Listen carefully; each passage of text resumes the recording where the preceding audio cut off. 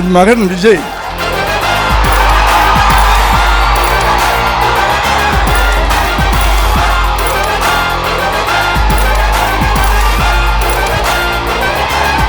நன்றி நன்றி நன்றி.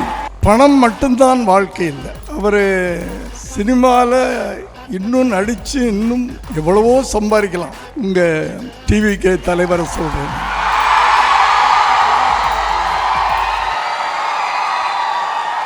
ஆனால் அதையெல்லாம் விட்டுட்டு உங்களுக்கு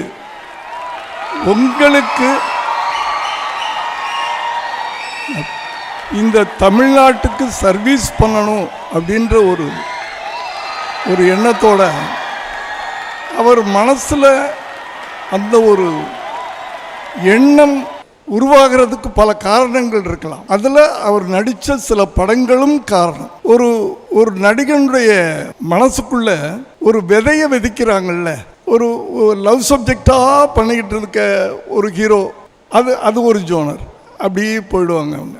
இப்படி சமுதாய உணர்வுகள், அந்த உணர்வுகளை அவங்க ஒரு நடிகனுடைய மனசில் அந்த விதையை போடுறாங்கல்ல, அப்படிப்பட்ட சில திரைப்படங்களை நடித்து எம்ஜிஆர் அவர்கள் ஒரு சமுதாய உணர்வோடையே அவருடைய படங்கள்லாம் நடித்து சமுதாயத்துக்கு ஒரு பெரிய தலைவனாக வந்து நின்னார் இல்லையா? அது ஒரு காலகட்டம், அது ஒரு கல்ட். அவருடைய படங்கள், பல படங்கள், அது ஒரு காவியங்கள்.